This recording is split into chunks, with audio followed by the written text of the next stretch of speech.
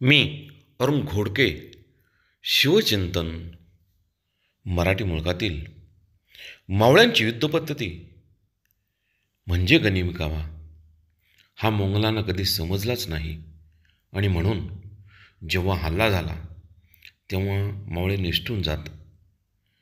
त्यांचा पराभव झाल्याचे मोंगल सेनानी लिहून औरंगजेबाशाला कळवित असत.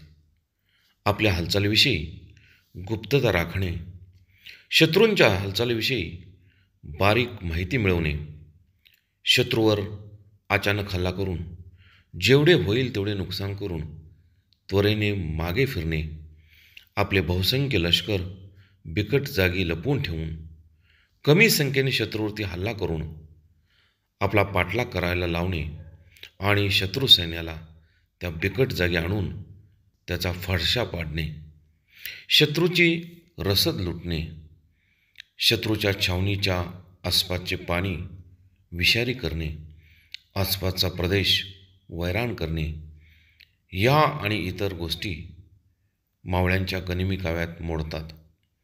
अशा शेकडो गनिमी कावा मराठी खेळले. प्रदेशाचे भौगोलिक ज्ञान, काटकपणा, साधेपणा, जनतेची सहानुभूती ह्या गनिमी कावाच्या यशासाठी आवश्यक असणाऱ्या गोष्टी मावळ्यांच्याकडे होत्याच. बहुत काय बोलणे. राम, कृष्ण, हरी.